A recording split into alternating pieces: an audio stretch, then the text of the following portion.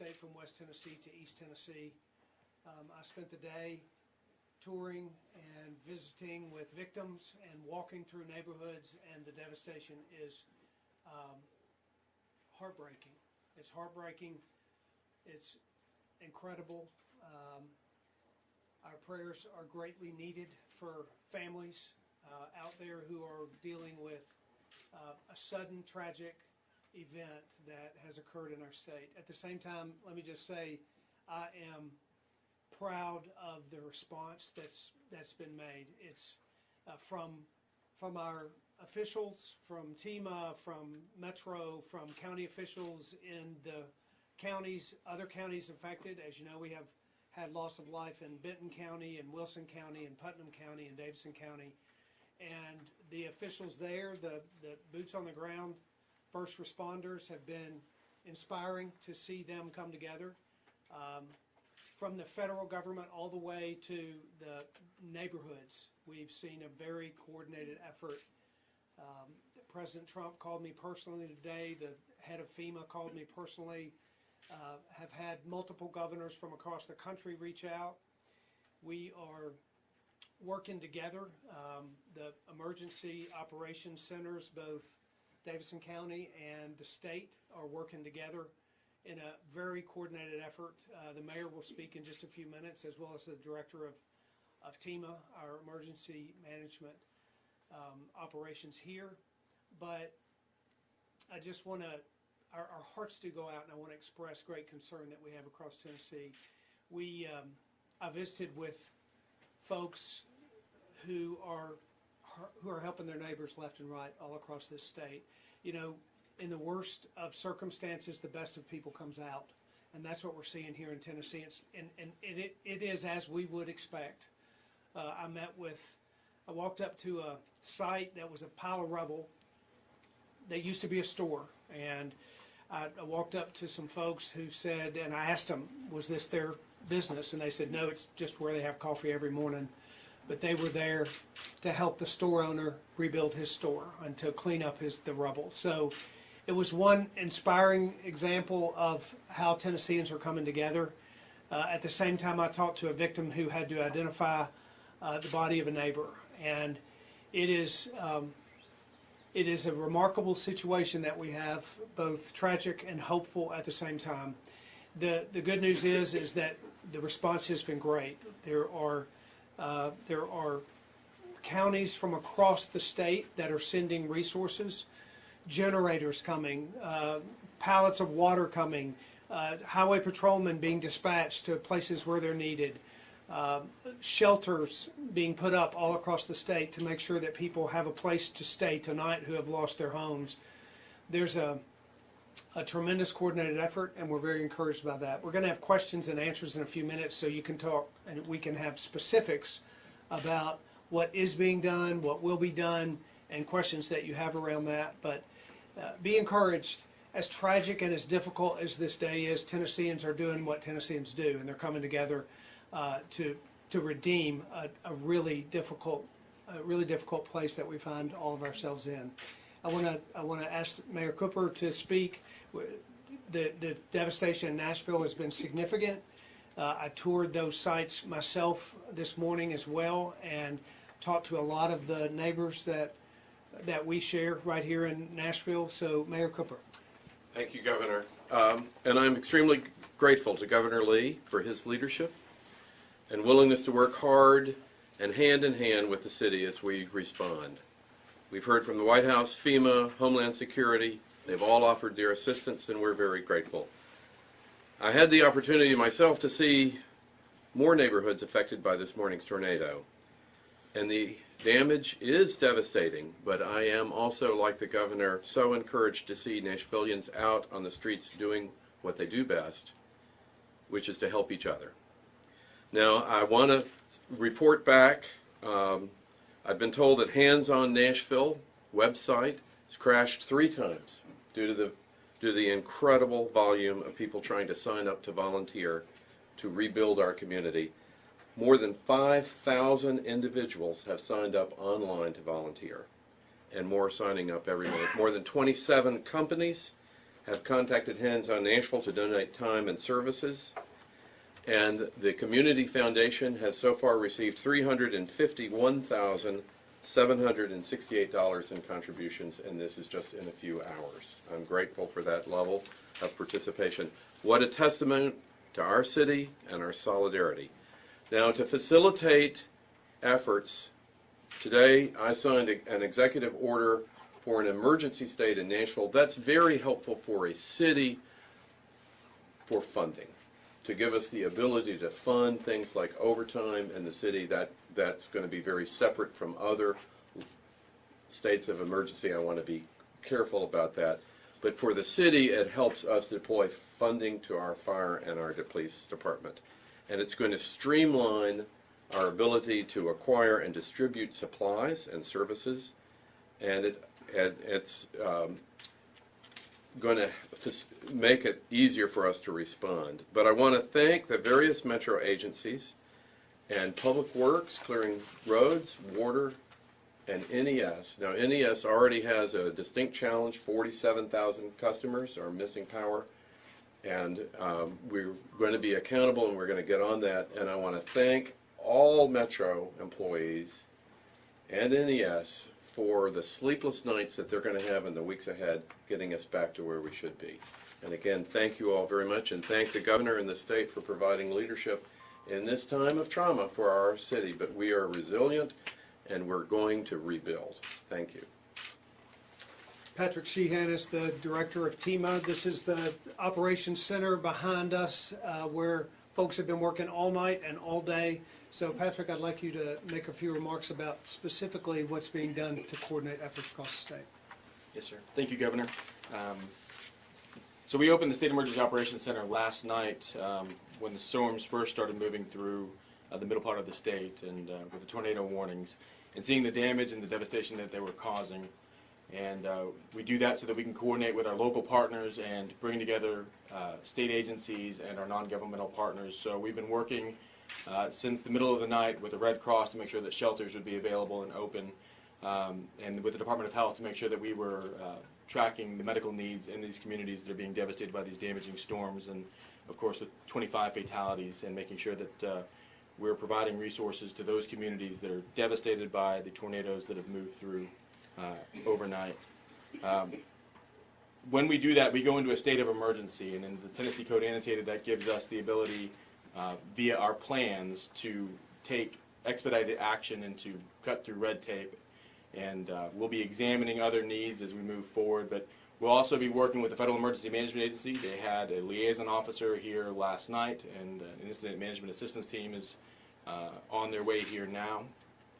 And we'll be examining, continuing to do assessments and assess damage, and working through, in a disciplined fashion, the protocols to make sure that we're documenting what we need to document to get federal aid that I think that will merit.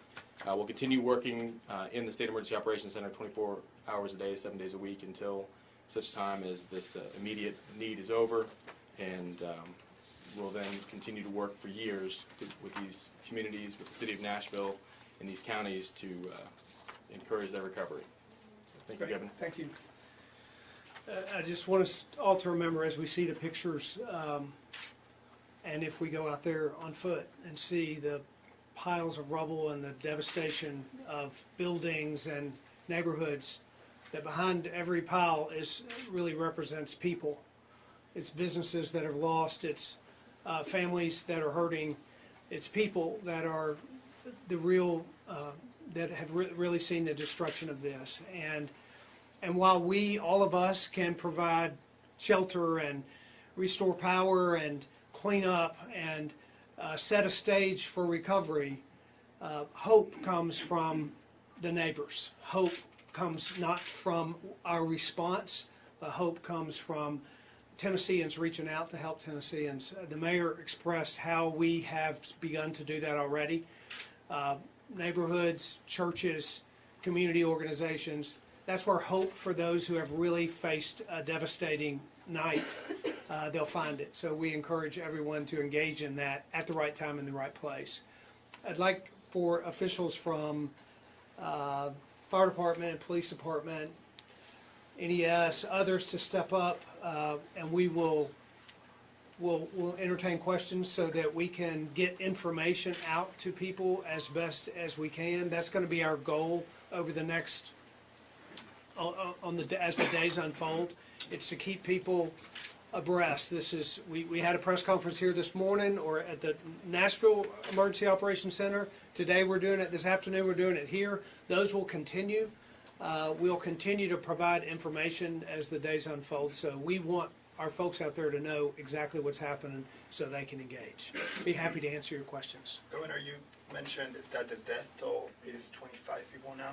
Can you break those down? I mean, are those most still in Putnam County? There How many are, I believe, 19 in Putnam County, 3 in Wilson County, 2 in Davidson County, 1 in Benton County in West Tennessee. And let me just say too, there are missing people. There are still people that are unaccounted for, particularly in Putnam County, and search and rescue continues there. The National Guard is on the ground there, helping with both cleanup and search and rescue, along with all of law enforcement and first responders in that vicinity and in that region. So, but as it stands now, 25. Do we have an estimate of how many are unaccounted for in Putnam County? We don't know the specific numbers about that right now. Do you guys have any understanding of how effective the warning systems were? We've heard from some folks that they maybe didn't get the text message or didn't hear the sirens. You want to address that? So sirens are an outdoor warning system, so I'll start by saying that they're not meant to be heard inside homes. They're meant to be heard when people are outside, and communities adopt and choose whether they have sirens. It's not something, so while the people in Nashville are very familiar with having sirens and how the polygons work, and some other places, communities have not opted to have sirens. So the National Weather Service, mobile phones, we're all familiar now, have wireless emergency alerting services, WEAs, and the National Weather Service was issuing alerts via the WEAs. So I have not heard problems surfaced yet, but I'm sure in the next days we'll hear how effective certain devices were. People will have things to say about carriers, but right now, as we understand it, the National Weather Service was issuing warnings as it was appropriate, and folks can also turn off those alarms, which are loud, and sometimes people don't like hearing them.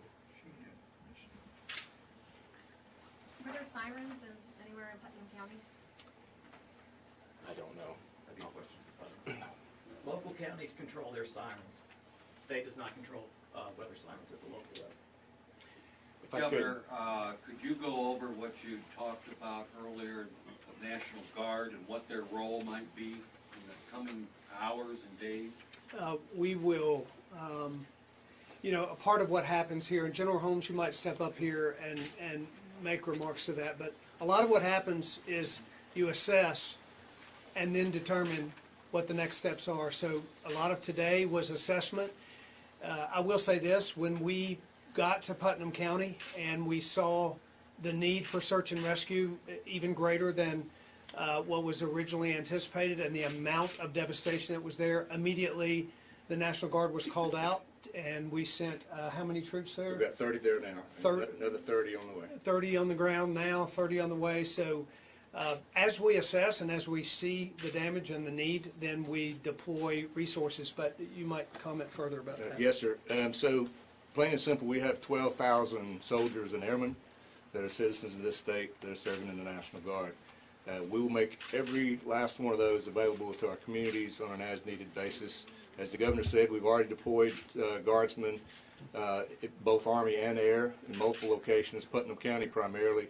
We have debris removal teams that we're moving in from West Tennessee, and then the wing in Knoxville. So we're prepared and poised. We realize that the initial response is going to be some time that's needed to assess certain areas. We've already talked to Metro about possibly providing some additional manpower and soldiers there as needed. We've got a C-17 that's on standby in Memphis, ready to haul any needed supplies into any of the areas as needed. So we're available, we're actively engaged, and this is why our soldiers and airmen wear their uniform, is for this very instant. Thank you. Governor, if I could ask a question of Chief Anderson. Mount Juliet has decided to put in a curfew starting at 6 o'clock tonight in some of the most damaged areas. Williamson County Sheriff has also specifically mentioned the danger or the prospect of possible looting. What level does that concern you in Nashville, Davidson County? Well, certainly this department is doing everything possible to ensure the safety and security, and most of all, the peace of mind of the citizens of Nashville and Davidson County. And I've talked with Chief Hambrick in Mount Juliet, I've talked with Chief Evans in Cookville, and I know they're doing the very same thing. At this time, we have called everybody in, no days off, 12-hour shifts, which effectively increases our force by about a third, and we've taken about 40 detectives. So essentially, we'll have two missions: our regular everyday mission, answering calls for service, investigating things that need to be investigated, but also the safety and security of those affected areas. So at this time, we're not seeing a need for curfew. Should that occur, then obviously we would reevaluate.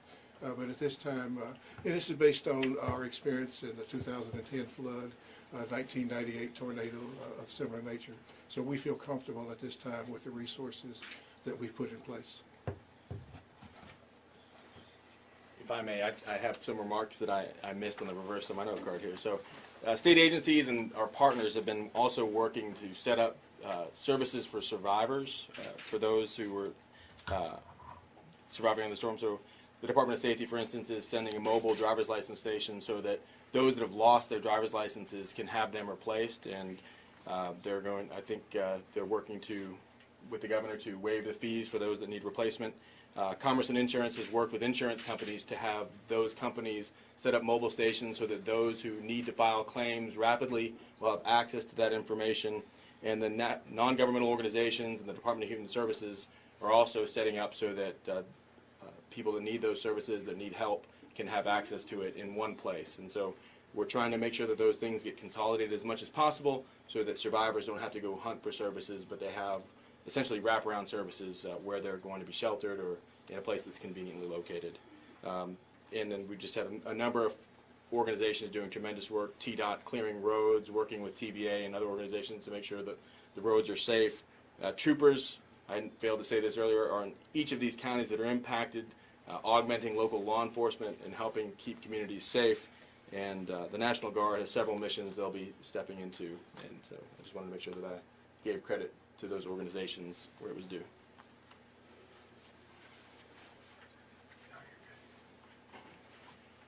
Any other questions? If there was one thing, Governor, and Mayor, or any of you who want to weigh in here, when you talk to folks out there, what do they need most, and what can the state or the city or FEMA provide very quickly? You know, I think people need to have their felt needs met, right? We need to provide shelter. We need to provide security. We need to provide resources. And we're doing that, as has been explained, via generators or law enforcement or debris cleanup, public works, providing services to make way for people to utilize the streets. Felt needs need to be met. But then I think the other thing that has to happen is people need to have hope. They need to feel encouraged that people are going to surround them. As I talked to a person today who had lost everything that they owned completely, they're, walking through rubble trying to find the last pieces of what they owned. And they had previously, earlier in the day, been called upon to identify bodies of victims.